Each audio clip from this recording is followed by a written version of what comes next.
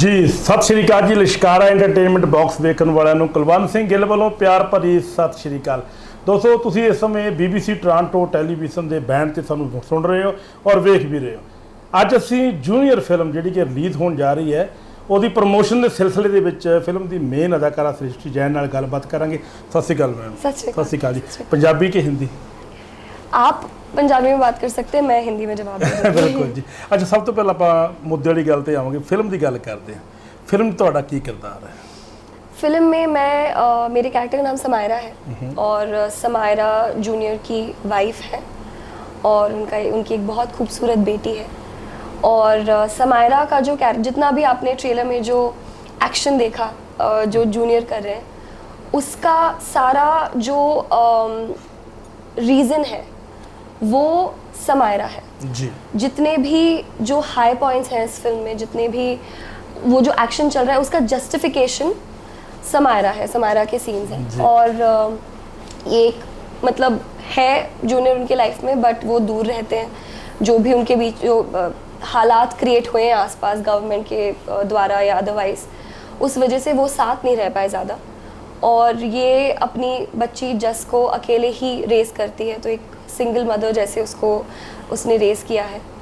और फिर एक अनफॉर्चुनेट इंसिडेंट्स के वजह से जब वो अपनी बच्ची को खो देती है, तो उसके बाद उसकी जो जर्नी है वो क्या और कैसे है, दैट्स व्हाट समायरा का character is that in the film. और यूजुअली जितना भी एक्शन, जो भी एक्शन फिल्म्स बनती हैं, उसमें एक्शन तो बहुत बार बहुत बढ़िया होता है, लेकिन कभी कभी स्टोरी थोड़ी सी रह जाती है। तो यहाँ पे हमने मेक श्योर किया है कि जो समायरा का कैरेक्टर है वो सारे एक्शन को जस्टिफाई कर रहा है बेसिकली। जो पहली बार तुहानू प्रपोजल आया फिल्म का, की मन दे विच सी? क्योंकि एक्शन फिल्म है, एक हटके फिल्म है, डिफरेंट फिल्म है। पंजाबी फिल्मों के शायद इस तरह का म्यूजिक बैकग्राउंड स्कोर जोड़ा है वो पहला नहीं आया। इस तरह का एक्शन शायद पंजाबी फिल्मों के नहीं वेखण नूं मिलिया। आप हॉलीवुड की गल करते हैं, बॉलीवुड की गल करते हैं, लेकिन पंजाबी फिल्म सिनेमा के एक ट्रेंड सैट करने की कोशिश की गई है।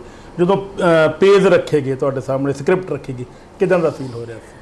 जब मुझे पहली बार अप्रोच किया था तब ये एक वेब सीरीज़ बननी थी। और उस वक्त मुझे जब अप्रोच किया तो मेरा ऑब्वियसली एज एन एक्टर एक ही कंसर्न रहता है कि स्क्रिप्ट अच्छी हो, स्टोरी अच्छी हो, और मेरा जो किरदार है भले ही मैं हर फ्रेम में ना हूँ, बट उसका जो अहम है स्टोरी में वो अच्छा हो, और उसका जो परफॉर्म करने के लिए मेरे पास स्कोप हो। तो वो सारी चीज़ें स्क्रिप्ट में थी जी। और फिर जब मैं आके टीम से मिली, हम जब मैंने अमीक का विजन सुना, उन्होंने मुझे ये बोला कि ये टिपिकल हीरोइन वाला रोल नहीं होगा, ना तुम्हारे बाल उड़ेंगे, ना झुमके के शॉट्स आएंगे, बट एक एक्टर की तरह। क्योंकि मैंने उन्हें बताया था कि मुझे हमेशा भूख रही है एक आर्टिस्ट कहलाने की, एक अच्छा परफॉर्मर कहलाने की। उन्होंने कहा वो जो है वो उसमें तुम बहुत सेटिस्फाइड होगी। और फिर जब मैंने सारे सीन्स सुने और जब उन्होंने मुझे बताया कि मेकअप भी नहीं होगा और लुटा पिटाई रहना है पूरी फिल्म में, मुझे एक बहुत अच्छी अपॉर्चुनिटी नज़र आई। क्योंकि जब आपकी ये सारी वेल हट जाती है ना, क्योंकि जब आप पर्दे पे आते हो तो लोग थोड़ा सा डिस्ट्रैक्ट होते हैं आपके जो मेकअप और हेयर वो सब देखकर, कपड़े देखकर। यहाँ पर वो वेल नहीं है, मैं और कैमरा है बस, और मेरा क्राफ्ट है जी।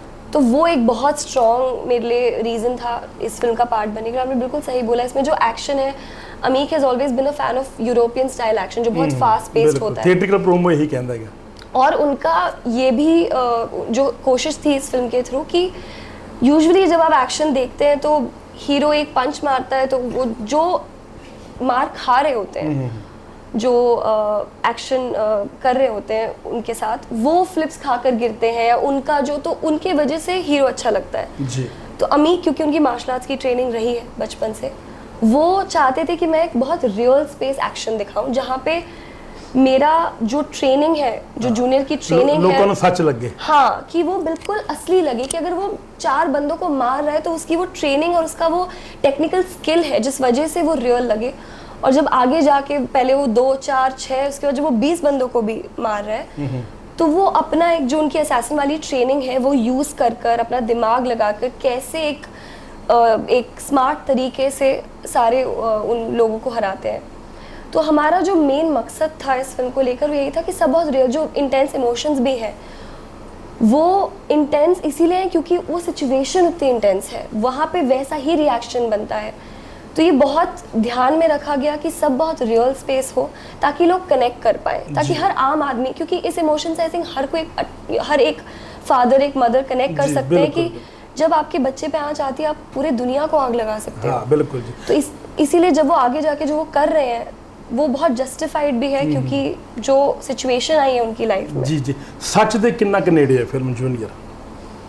ਸੱਚ ਕੇ ਕਿਤਨਾ ਪਾਸ ਹੈ ਫਿਲਮ? ਕਈ ਵਾਰੀ ਹੁੰਦਾ ਕਿ ਮੈਲੋ ਡਰਾਮਾ ਆਪਾਂ ਡਿਜ਼ਾਈਨ ਕਰ ਲੈਂਦੇ ਬਿਲਕੁਲ ਵੀ ਆ ਨਹੀਂ। ਤੇ ਉਹ ਫਿਰ ਬੜਾ ਅਜੀਬ ਜਿਹਾ ਲੱਗਦਾ। ਆਪਾਂ ਥੀਏਟਰ ਦੀ ਜੇ ਗੱਲ ਕਰੀਏ ਜਾਂ ਆਪਾਂ ਪ੍ਰੋਜੈਕਸ਼ਨ ਦੀ ਗੱਲ ਕਰੀਏ ਸਿਲਵਰ ਸਕਰੀਨ ਤੇ, ਉਹਦੇ ਵਿੱਚ ਮਤਲਬ ਸੱਚ ਯਥਾਰਥਵਾਦ ਨੂੰ ਕਿੰਨਾ ਕੁ ਪ੍ਰੈਜ਼ੈਂਟ ਕੀਤਾ ਫਿਲਮ ਦੇ ਵਿੱਚ? आई थिंक इससे ज़्यादा रियल और इससे ज़्यादा नेचुरल आई डोंट थिंक मैंने कोई एक्शन फिल्म देखी भी है, क्योंकि जैसा मैंने कहा हमने बहुत ध्यान में रखा, इसीलिए शायद 2 साल लग गए हमें, क्योंकि हमारी यही कोशिश थी कि हर सीन को, हर चीज़ को बिल्कुल तराश कर, उसको बिल्कुल परफेक्ट कर कर उसके बाद ही हम ऑडियंस के लिए प्रेजेंट करें। क्योंकि ऑब्वियसली एक तो रिस्क है, चैलेंज था कि हम पंजाब अपनी कॉमेडी के लिए जाना जाता है, ये यहाँ पे जो पंजाब की खासियत है वो कॉमेडी है, तो हम उससे हट कर रहे थे ऑडियंस के लिए कुछ। हम एक इसमें कोई मतलब बिल्कुल भी कहीं पे भी स्कोप नहीं है कि किसी को हंसाया जावे, मौका नहीं, ब्रीथ करने का भी मौका नहीं मिलेगा, क्योंकि अगर एक्शन नहीं है तो कोई रोएगा मेरे साथ, और अगर वो नहीं हो रहा है तो आपको गुस्सा आएगा। वो सब बहुत इंटेंस है। तो हमें पता था कि हम इतना इंटेंस, सारे इमोशंस इतने स्ट्रॉन्ग, इतने इंटेंस लेकर जा रहे हैं, तो पूरी कोशिश यही रही है कि इसको जितना रियल रख सके उतना रियल रखें। फिल्म दे विच सब तो बेटर सीन तन्नू किहड़ा लग्या तुहाडा अपना निजी तौर ते? जो आपने नसीबा में देखा, वो सीन जो वो सब तो इमोशनल सीन जिहदे विच जो तुसी एडिटिंग ते बैठे हो, डबिंग ते बैठे हो और तुहानू लग्या यार भी मेरी अखां दे विच हंझू आ गए, ये नसीबा वाला सीन जब जो जिसमें हम अपनी डॉटर को खो चुके हैं, और वो मुझे बोलते वक्त भी थोड़ा हो जाता है, वो जब उसको बरी करना होता है उसके जस्ट पहले, और वो सीन में इतने सारे लेयर्स हैं।